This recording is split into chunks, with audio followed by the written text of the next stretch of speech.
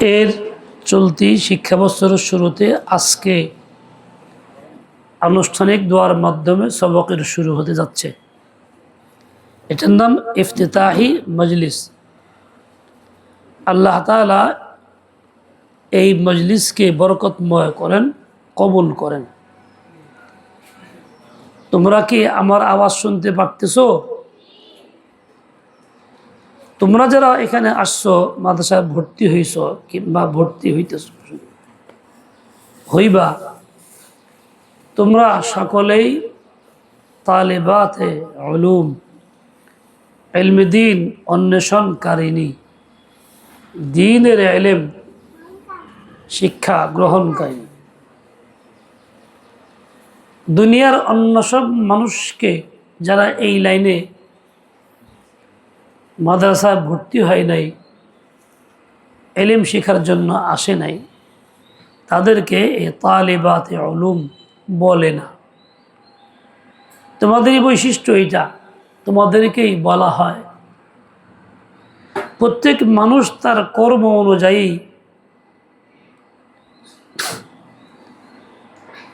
তার আলোচনা হয়, চর্চা হয়, তাকে ডাকা হয়। যে লোহা দিয়ে কাজকর্ম করে, দাউকাশি বানায়, আগুন দিয়ে পোড়ায়, পিঠায় পাঠায়, তাদের লোহার বলে, বাংলায় বলে কামার। চামড়ার জুতা সেলাই করে বানায়, তৈরি করে, তার নাম চামার মুচি। চামড়া মানে চামড়ার থেকে চামড়া দিয়ে কাজ করে। কোনো কিছু বেচা কেনা করলে, দুধ বেচলে দুধওয়ালা, ঘি বেচলে ঘিওয়ালা, চাউল বেচলে চাউলওয়ালা, এই নামেই তাকে ডাকা হয়। তোমাকে তালেব ইলম কেন বলা হয়? তুমি ইলম হাসিল করতে চাও, আগ্রহী, হাসিল করতে আসছো, তাই তোমাকে তালেব ইলম বলে। তালেব ইলমের শান কি? শান হলো চুপচাপ না থাকা। বরং দুই কিতাব দুই ধরনের পড়া। সফের কিতাবগুলিতে খুব রটানো, উচ্চারণ বেশি করা, জুড়ে সুরে আওয়াজ দিয়ে পড়া। নাহুর কিতাবগুলিকে ঠান্ডা মাথায় চিন্তা করা, তাকরার করা, পড়া। অনেকেই তোমাদের মধ্যে এই চিন্তা করে জোরে পড়লে আওয়াজ নষ্ট হইব, ভাঙ্গে যাবো গা, মহিলার আওয়াজ থাকবো না, পরে মানুষে পছন্দ করব না, শয়তানে ধোকা দিয়ে দেয়, এই জন্য তোমাকে আস্তে আস্তে পড়ো, কথা কইতে চায় না। এমনি খুব চিল্লায়, বাজারে গেলে, রাস্তাঘাটে রিক্সাওয়ালাকে তর্ক লাগিয়া খুব চিল্লায়, এই সময় গলা ভাঙ্গে না। মাদ্রাসায় আওয়াজ দিয়ে পড়তে গেলে গলা ভাঙ্গে যাবো গা, আওয়াজ মোটা হয়ে যাবো গা, হ্যাঁ সে মহিলা থাকবো না, মনের ভিতরে এই চিন্তা আসে, শয়তান ধোকা দিয়ে দেয়। মানে পড়ার থেকে বিরত রাখা একটা কৌশল। তোমাদের মধ্যে মাতৃ শ্রেণীর মধ্যে একটা দোষ আছে। দোষটা কি? জিজ্ঞাসা করলে কথা না বলা, এমনি কথা কইতেছে অনবরত। জরুরি কিছু জিজ্ঞাসা করলে, যদি কোনো বিষয় থাকলে সেই ক্ষেত্রে জবাব দেয় না, চুপচাপ, যতই কোক, হ্যাঁ চুপচাপ, মুখ দিয়ে কইতেই চায় না। মারাত্মক একটা আয়েব এবং দোষ তোমাদের এটা। এই স্বভাবটা ইলমের জন্য বড় বাধা। এতে করে ইলম হাসিল করতে পারে না, জিজ্ঞাসাও করতে পারে না, শুনতেও পারে না, পড়তেও পারে না। তার ভালো মন্দ, সহি বুঝ না ভুল বুঝ উস্তাদ সেটাও নির্ণয় করতে পারে না, কারণ মুখ বন্ধ। মানুষকে বোবার কোনো শত্রু নাই, মুখ বন্ধ করে রাখছে, শত্রু নাই তোমার। হন এটা একটা নিন্দনীয় বিষয়, দোষের বিষয়। তুমি পড়তে আসছো, মনোযোগ দিয়ে পড়ো, আওয়াজ দিয়ে পড়ো, তাকার তুমি আওয়াজ দিয়ে করো, উস্তাদকে জিজ্ঞাসা করো, এবং কোনো বিষয়ে না এরকম যাতে না হয়। বরং তুমি জিজ্ঞাসা করবা, এর মধ্যেই তোমার কামাল। তালেবে ইলমের শান হলো চুপ না থাকা।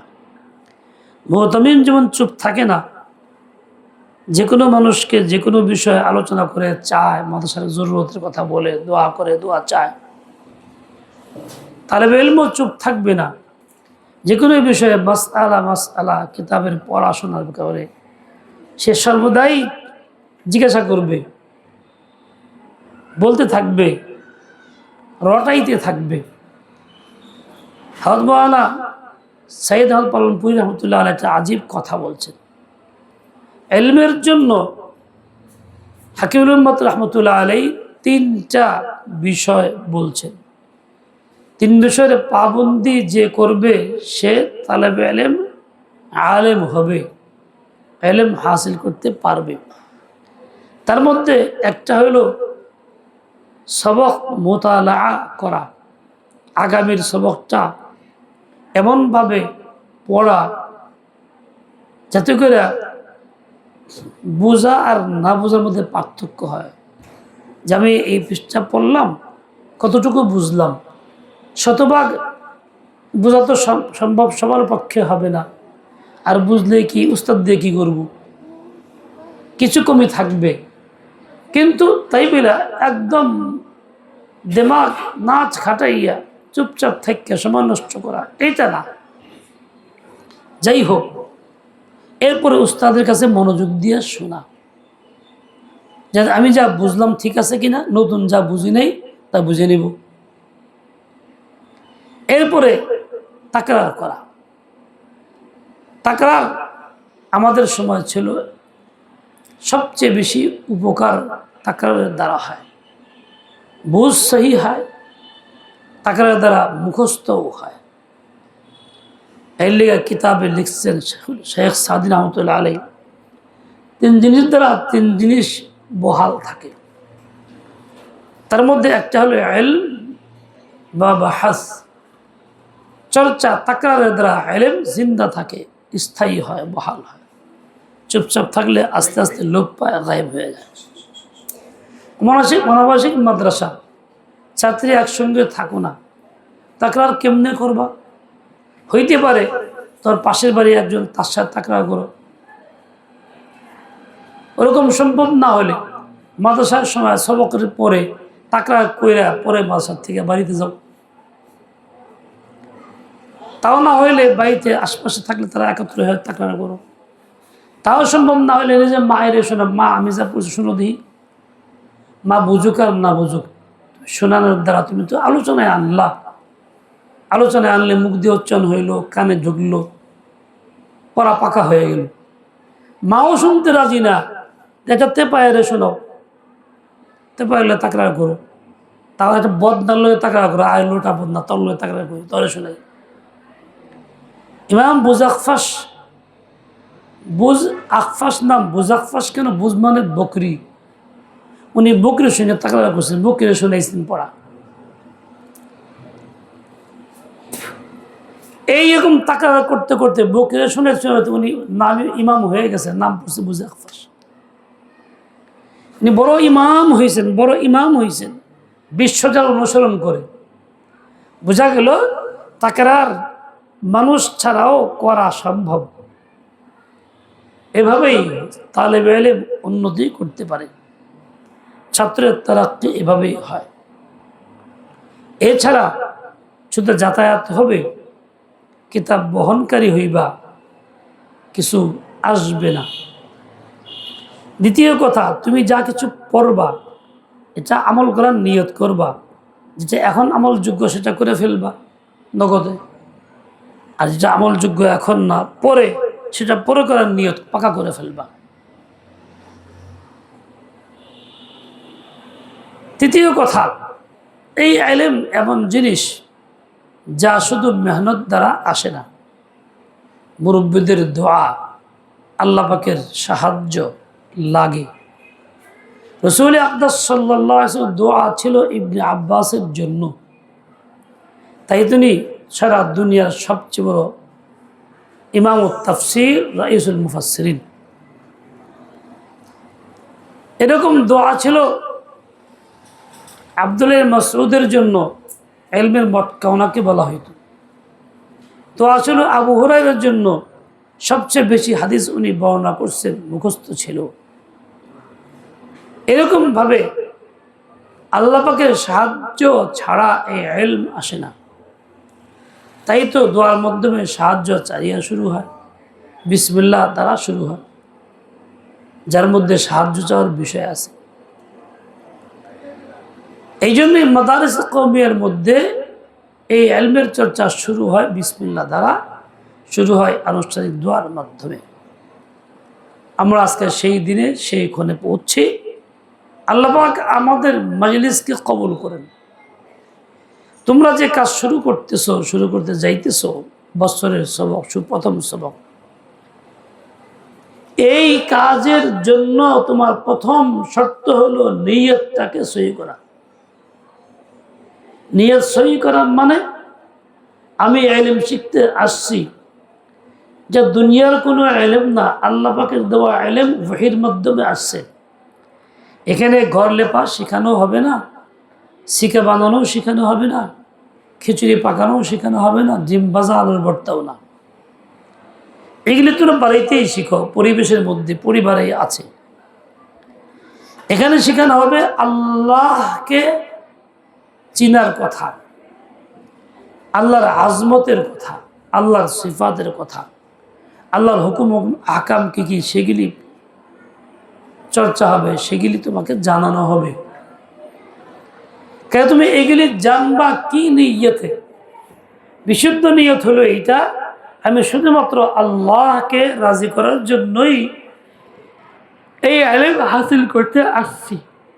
আল্লাহকে রাজি কেমনে করবা? বলে যখন আমি জানবো আল্লাহর হুকুম, আল্লাহর মর্জি, আল্লাহর পছন্দের বিষয় কোনটা, আমি সেটা করব। করলে পরে আল্লাহ খুশি হবেন। যখন জানবো আল্লাহ অপছন্দ কোনটা করেন, যাই না সেগুলি বাদ দিব, তখনই আল্লাহর পছন্দের রাস্তায় আমি চললাম, আল্লাহ খুশি হবেন। এটাকে বলে মরজিয়াতকে জানা, মানহিয়াতকে ছাড়া। এইভাবে তুমি ইলম হাসিল করো, তো এই নিয়তে করো। আবার এই নিয়ত সহি হওয়ার পরে তোমার কাজ হইল আমল করো। আমল তোমার সবচেয়ে বড় জরুরি পুঁজি। আমলের দ্বারা ইলম বাড়ে, আমলের দ্বারা আল্লাহর নৈকট্য লাভ হয়, রহমতের জরিয়া হয়। রাসূল আকরাম সাল্লাল্লাহু আলাইহি ওয়াসাল্লাম নবী ছিলেন, যার ইলম আমাদের মাঝে আসছে। তিনি আমল করছেন শতভাগ, তার থেকে সাহাবায়ে কেরাম তারা আমল করছেন। এরকম পর্যায়ে করে আমল চলে আসছে। আমল করা তোমার জন্য জরুরি, তার একটা বড় কারণ এইটা হইল যে তুমি যদি আমল না করো, দায়ী হইতে পারবা না, আরেকজনকে বলতে পারবা না। বললে সে লজ্জা দিবে, নিজে করে না, আমল করে, তার মধ্যে কোনো আসর পড়বে না, সে গ্রহণ করবে না। এমনিতেই মুসলিম হিসাবে প্রত্যেকের চিন্তা হইল আখিরাতের নাজাত এবং মুক্তি, আর সেটা তো হবে আল্লাহ পাকের মর্জির দ্বারা। আর আমল হইল আখিরাতের নাজাতের জরিয়া। কাজেই আমল করা কর্তব্য। তোমার কাজ হলো ইলম শিখবা, যা তার সাথে আমল করবা, এবং সেটাও দৃঢ়তার সাথে, পিছু পা হইবে না। করবা তো করবাই, ছাড়বা তো ছাড়বাই। তোমরা জিদ ধরো, অনেক সময় অবাস্তব জিদও ধরো, বোঝানো মুশকিল হয়। জিদ ধরছি, অমুকে তালাক না দিলে আমি সংসারে থাকুন না, কঠিন জিদ ধরে বসছে। অমুকের লোকের সম্পর্ক ছিন্ন না করলে সংসারে থাকবো না, খাওয়া দাওয়া বন্ধ, বাচ্চা কাচ্চার খোঁজখবর নেওয়া বন্ধ। সংসারটাকে আগুনে পরিণত করে এমন জিদ ধরে ফেলতে পারে। এই হিম্মত শক্তি তোমাদের মধ্যে আছে। তোমরা এই জিদ ধরো, এলেম শিখতে আসছি, আজীবন এভাবেই থাকবো, এর থেকে সরবো না। জিদ ধরো এর সাথে যে আমি ইনশাআল্লাহ তাআলা আল্লাহ যা চান তা পরিপূর্ণ শতভাগ আমল করার চেষ্টা করব, তাহলে তুমি আগাইতে পারবা। আর না হলে আসা যাওয়াই হবে, সুফল বয়ে আনবে না। মেয়েরা শোনো, এলেম শেখা তোমার সবচেয়ে বড় লাভ। কেননা এলেম যত তুমি শিখবা এবং আমল করবা, প্রচার প্রসার করবা, তত তোমার নারীর সম্মান মর্যাদা বহাল থাকবে, মাতৃজাতির মর্যাদা বহাল থাকবে। যেমন জাহিলিয়াতে এলেম ছিল না, নারীর মর্যাদাও ছিল না, বাঁচার অধিকার ছিল না, দুধ পান করার অধিকার ছিল না। এলেম যখন থেকে আসছে, নারীর মর্যাদা হয়েছে, বাঁচার অধিকার হয়েছে, দুধ পান করতে পারে, সব সমান। দুনিয়া বাকি থাকবে ইলম আমলের দ্বারা। এটা মনোযোগ দিলে, চর্চা করলে, ইলম আমল শিখলে এবং করলে দুনিয়া বহাল থাকলে তোমার স্বার্থ। তুমি জীবন যেমন করতে পারবা, দুনিয়া ভোগ করতে পারবা। দুনিয়া বহাল না থাকলে কিছুই করতে পারবে না। তাহলে আমল তোমার স্বার্থ। সবচেয়ে বড় হলে জমানায় জাহিলিয়াতে মা বোনদের প্রতি যে জুলুম নির্যাতন ছিল তা দূর হয়েছে এই ইলমে ওয়াহির দ্বারা। তুমি যত বেশি শিখবা, আমল করবা, প্রচার করবা, তত বেশি তোমার শ্রেণীর ইজ্জত সম্মান বাড়তে থাকবে, দুনিয়াতেও আখিরাতেও। আর না হইলে কি যে হয় তা তো বুঝতেই পারছো। সর্বশেষ কথা বলি, তোমাদের মধ্যে একটা অভ্যাস হয়ে গেছে শরীয়তের হুকুম লঙ্ঘন করা, অমান্য করা। শরীয়ত তোমাকে বলছে না কেসাতে আকল, বুঝ জ্ঞান কম। তোমাকে এই জন্য স্বাধীন না বানাইয়া মুরব্বীদের অধীনে দিছে। বিয়ে শাদী বা যাই কিছু করবা মুরব্বীদের পরামর্শ ক্রমে করবা, নিজস্ব স্বাধীনভাবে রায় দিয়া ঝুঁকে পড়বা না। শরীয়তের এই ফয়সালা না মানার কারণে বহু মেয়ে সংসার ধ্বংস হইতেছে, বহু মেয়ে বিপথে কুপথে গেছে। মুসলিম নারী মাদ্রাসায় পড়ুয়া ছাত্রী হয়েও হিন্দুর অধীনে চলে গেছে, নিজস্ব রায় মতামতের কারণে। তোমরা শরীয়তকে প্রাধান্য দাও, নিজের রায়কে ফেলে দাও, তাহলে তুমি এই সমস্ত বিপদ থেকেও বাঁচবা। আল্লাহ পাক তোমাকে, আমাকে, সবাইকে সহি বুঝ দিয়ে দেন, আমলের তৌফিক দিয়ে দেন। সুবহানাকাল্লাহুম্মা বিহামদিক আশহাদু আল্লা ইলাহা ইল্লা আনতা আস্তাগফিরুক ওয়া আতুবু ইলাইকা। সবাই পড়ো বিসমিল্লাহির রহমানির রহিম। রব্বি ইয়াসসির ওয়ালা তুআসসির وتمم بالخير رب زدني علما رب اشرح لي صدري ويسر لي أمري واحلل عقدة من لساني يفقه قولي وبك نستعين يا مستعان بسم الله الرحمن الرحيم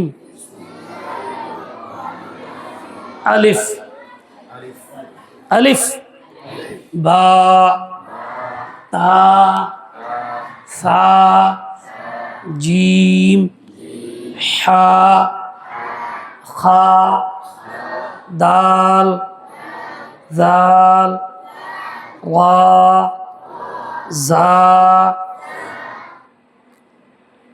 سين شين صاد ضاد طاء ظاء عين غين فاء قاف كاف لام ميم نون واو ها হামজা, ইয়া। এবার একজন কোরআনের সবক শোনাও।